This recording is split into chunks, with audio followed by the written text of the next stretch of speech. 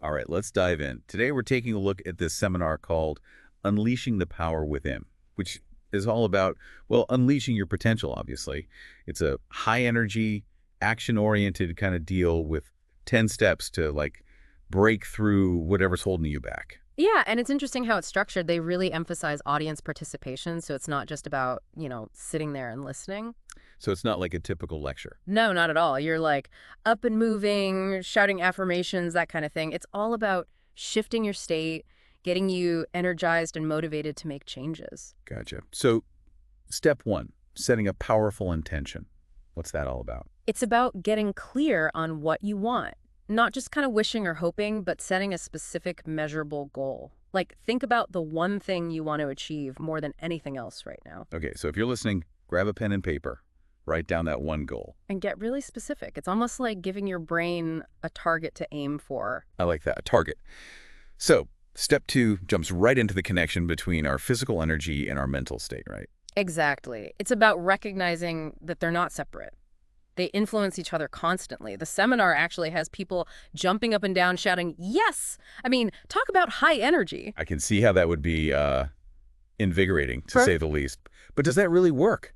Like, can just moving around and saying positive things actually change your mood? It can. Think about it. When you exercise, your brain releases endorphins. Those are natural mood boosters. Right, endorphins. It's like a runner's high, but without the running, I guess. Pretty much. And those positive affirmations, those yes shouts, they can actually rewire your brain over time, making you more optimistic and resilient. Interesting. So step three tackles limiting beliefs. This is something I think we all struggle with, those negative thoughts that hold us back. Oh, yeah. Everyone has them. And they can be so insidious because you don't even realize they're there sometimes. They just kind of operate in the background, sabotaging your efforts. And the seminar argues that these limiting beliefs are like the biggest obstacle to success, right? Absolutely. They're like self-fulfilling prophecies. If you believe you can't do something, you're probably right. You won't even try. But if you believe you can. Then you open up all these possibilities. Exactly. It's like changing the lens through which you view the world and yourself. Totally. This reminds me of like when I used to be terrified of public speaking. I had this belief that I was just, awkward and boring. And what changed? I finally realized I was the one creating that story. So I started telling myself a different story, like, I'm engaging. I have valuable things to share. It took time, but eventually that became my reality. That's a great example of the power of reframing those internal narratives. It's not about denying your fears. It's about choosing a story that empowers you. So step four gets into the nitty-gritty of decision-making. The seminar argues that we're not just victims of our circumstances. We actually have a lot of control over our lives through the choices we make, right? Yeah, they're big on that. It's like we're constantly making decisions, even when we don't realize it. Every choice, big or small, shapes the course of our lives. Okay, so if you're listening, I want you to think about one decision you've been putting off, something you know you need to do but you keep avoiding. What would happen if you just made that decision today? How would your life change? It's easy to get stuck in overthinking, but sometimes you just gotta jump. And I think that's what the seminar is trying to do, give you that push to take action. It's about realizing you have more power than you think. And that your choices matter. Okay, so step five is all about clarity, specifically clarity of goals. The seminar emphasizes the importance of getting really specific about what you want. Yeah, and that makes sense when you think about how the brain works. If you give it a vague goal like, be more successful, it doesn't really know what to do with that. Like, it's too broad. It needs something concrete to work with. They use this great example. Instead of saying, I want more money, specify the exact amount. Like, I want to earn $100,000 this year. Wow, okay, that is specific. And I bet it makes a difference. It does, because now your brain has a target. It can start looking for opportunities, making connections, and taking actions that are aligned with that specific goal. That's fascinating. It's almost like you're programming your subconscious mind for success. In a way, you Yeah. are. You're giving it a clear roadmap to follow. I like that. All right, step six delves into the power of our stories, the narratives we create about ourselves and our lives. Ah, yes, our internal dialogue. It's so powerful, but most people aren't even aware of it. They're just running on autopilot, repeating the same old stories over and over again. And a lot of those stories are negative, right? Like, I'm not good enough, or I'll never be able to achieve that. Exactly, and those stories become our reality. But the good news is we can change the narrative. How do we do that? The first step is awareness. Start paying attention to the thoughts that are running through your head. What are you telling yourself, about your life, about the world? Once you're aware of those negative stories, you can start to challenge them. Are they really true? Do they serve you? And if not, you can start to create a new story, a more empowering one. Right. It's about choosing to focus on your strengths, your accomplishments, the things you're grateful for. Okay, step 7 focuses on momentum. The idea that taking action, even small actions, can create a ripple effect, leading to bigger and bigger results. Yeah, it's all about getting the ball rolling. Sometimes the hardest part is just taking that first step. They talk about this concept called activation energy, right? Exactly. It's like the energy required to get a chemical reaction started. Once you overcome that initial hurdle, it becomes much easier to keep moving forward. I like that analogy. So if you're feeling stuck, just do something, anything, to break the inertia. Right. It could be as simple as making a phone call, sending an email, or spending 15 minutes working on a project. The key is to take action and start building momentum. I think that's something a lot of people can relate to. All right, step 8 gets into the realm of emotions, specifically emotional intelligence. Ah, yes, EQ. It's not just about being happy all the time. It's about understanding and managing your emotions effectively. The seminar argues that your emotions have a huge impact on your success, right? Huge. They can either be your biggest ally or your worst enemy. If you let your emotions run wild, they can sabotage your efforts. But if you learn to control them... You can harness their power. Exactly. You can use them to fuel your motivation, boost your creativity, and connect with others on a deeper level. So the seminar provides tools and techniques for cultivating desired emotions, like confidence or gratitude. It's not about pretending to feel a certain way, but rather about understanding how emotions work and using them to your advantage. Think of it like developing a skill, you know? The more you practice, the better you get at it. Now, step 9 shifts focus to the power of your tribe, the people you surround yourself with. Ah, yes, your social circle. It's incredibly important. The people you spend time with have a huge influence on your thoughts, your beliefs, your habits, everything. I've heard that saying, you're the average of the 5 people you spend the most time with. Yeah, there's a lot of truth to that. If you're surrounded by negative, unsupportive people, it's going to drag you down. So the seminar encourages you to take a look at your tribe, so to speak, and ask yourself, are these people lifting me up or holding me back? And if they're not supporting your growth, maybe it's time to make some changes. Seek out people who inspire you, challenge you, and believe in your potential. All right, finally, we have step 10, Yeah. which is all about taking massive action.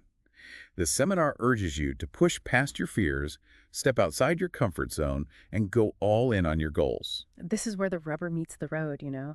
All the planning and visualizing in the world won't get you anywhere if you don't take action. It's about putting those intentions into practice, taking those bold steps that will lead to real change. It's about believing in yourself, trusting your instincts, and having the courage to go after what you want. Wow, that's a lot to unpack. We've covered a lot of ground here, but this is just part 1 of our deep dive into unleashing the power within. Welcome back. Now, where were we? Oh yeah, unleashing that power within. Let's dig into some of those seminar ideas a little deeper. All right, so we started with setting intentions, but it's not just about, wishing for things, right? Right. It's about clarity, specificity. Imagine building a house. You wouldn't just say to the contractor, build me a house, okay? You need blueprints. You need to get super detailed. Exactly. The more details you give about what you want, the better your brain can focus on actually achieving it. So instead of just saying, I want to be healthier, you'd say something like, I'm going to work out 3 times a week and eat more veggies. There you go. The more specific, the better. And then, of course, we have step 2, the whole jumping and shouting yes thing. That was definitely a memorable visual, but is there really science behind that? Can just moving your body and saying positive things actually, change your brain? You bet there is. Remember the mind-body connection. They're not separate. So when you exercise, your brain releases those feel-good endorphins. Right, those endorphins. It's like that runner's high. Yep. But you don't even have to run a marathon. Just move your body a bit, and you'll feel the difference. And those yes affirmations, those help rewire your brain for positivity over time. So it's not just hype. There's real science behind it. Absolutely. Now, those limiting beliefs we talked about in step 3, those are sneaky little things. Yeah, like chains holding you back. Yeah. But how do you break free from them? It can't be easy. Well, it starts with becoming aware of them. A lot of times, they're so ingrained, you don't even realize they're there. It's like they're operating in the shadows, sabotaging you without you even knowing it. Exactly. So the seminar wants you to bring those beliefs to the surface to see them clearly. So, like, shine a light on those negative thoughts. Right. And once you see them, you can start to question them. Are they really true? Are they helping you? And then, I guess, you replace them with more positive, empowering beliefs. Yeah. It's like rewriting the story you tell yourself. Instead of saying, I'm not good enough, you start affirming, I am capable, I am worthy. It's like changing the script. Okay, so step 4 focuses on decisions. The seminar makes a big deal about how our choices shape our lives. Right. It's about taking ownership. It's not just about what happens to you, but how you react to it, what you choose to do about it. So instead of feeling like a victim of your circumstances, you're saying, hey, I have the power to make choices and create the life I want. Exactly. Even small decisions can have a ripple effect. It's about becoming more conscious and intentional with your choices. And then there's step 5, clarity of goals. We touched on this before, but it's worth emphasizing. Yeah, having clear goals is crucial. It's like having a roadmap. If you don't know where you're going, how are you going to get there? It's like putting a destination in your GPS. Without it, you're just driving around aimlessly. Exactly. So get specific. Write those goals down. Create a vision board if you want. Make them real, bring them to life. Okay, now, step 6 gets a little deeper. Exploring those stories we tell ourselves, those personal narratives that shape our reality. This is about more than just positive thinking, isn't it? It's about recognizing how those stories, those often unconscious beliefs, are actually impacting our lives. Yeah, sometimes we're telling ourselves these negative stories without even realizing it, and they can be incredibly limiting. So it's like, I'll never be successful, or I'm just not good at relationships, that kind of stuff. Exactly. But the good news is we can change the story. Okay, but how? How do you rewrite those deeply ingrained narratives? Awareness is the first step, like we talked about with those limiting beliefs. Pay attention to your thoughts. What are you saying to yourself? And then? Start to challenge those negative stories. Are they really true? Are they serving you? And then consciously choose to create a new story, a more empowering one. So it's about focusing on your strengths, celebrating your wins, those sorts of things. Exactly. It's about shifting your perspective, choosing to see the good, to believe in yourself. Okay, so step 7 is all about momentum. The seminar emphasizes that taking action, even in small ways, can create a snowball effect. Right. It's about getting the ball rolling. You don't have to wait for some grand inspiration to strike. Just do something, anything to get started. They use that analogy of activation energy, right? The energy required to start a chemical reaction. Yeah, once you overcome that initial inertia, it becomes easier to keep moving forward, and those small actions start to build on each other, creating momentum.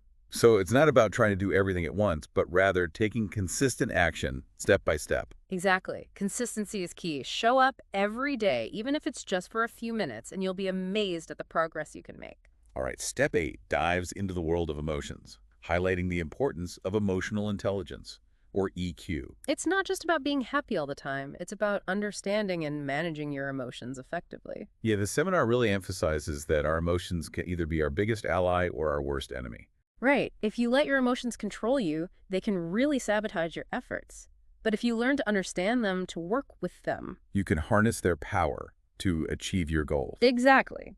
It's about developing self-awareness, recognizing your emotional triggers, and learning to respond in a healthy, constructive way. So it's not about suppressing your emotions, but rather about becoming more skilled at managing them. Exactly. It's like learning to ride a wave. You don't fight against the wave, you learn to surf it. Now, step 9 shifts focus to the power of your social circle. The people you surround yourself with have a huge impact on your life, right? Huge. Think about it. The people you spend time with, they influence your thoughts, your beliefs, your habits. It's like that saying, you're the average of the 5 people you spend the most time with. Exactly. So the seminar encourages you to take a look at your tribe and ask yourself, are these people supporting my growth? Are they inspiring me? Or are they holding me back? And if they're not lifting you up, maybe it's time to make some changes, right? Yeah, Seek out people who believe in you, who challenge you to be your best self. exactly. Surround yourself with people who are going places, and you're more likely to go places too. All right, finally, we have step 10, which is all about taking massive action. It's about putting all those previous steps into practice, right? Yeah, the seminar wants you to move beyond the planning and visualizing and start taking those bold steps that will lead to real change.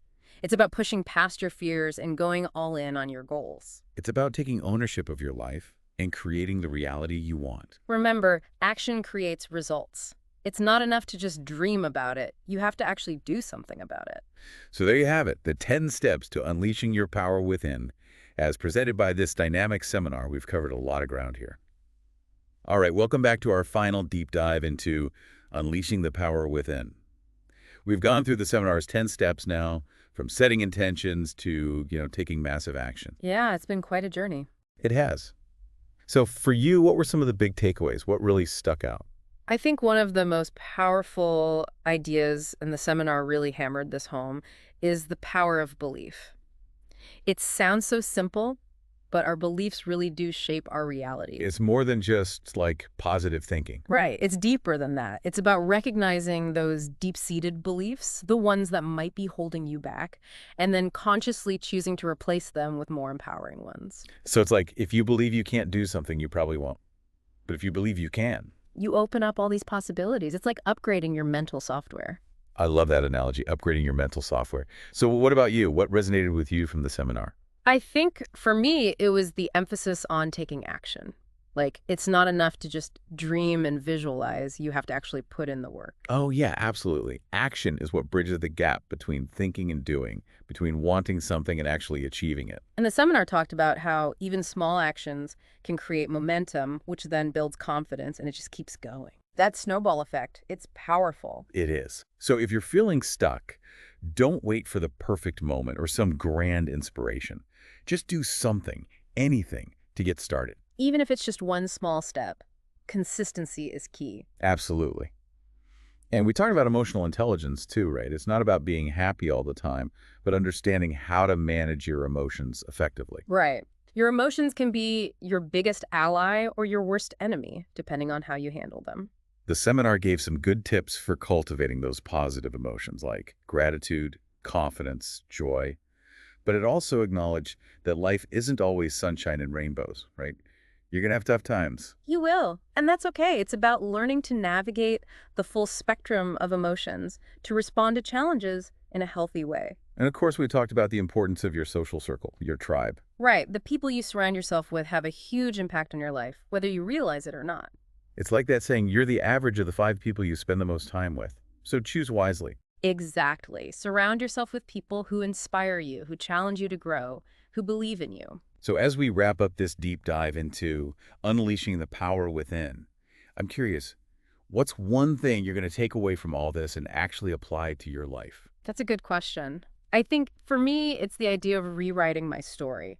I'm going to start paying more attention to those negative thoughts, those limiting beliefs, and consciously choose to replace them with more empowering ones. I love that. What about you, listeners?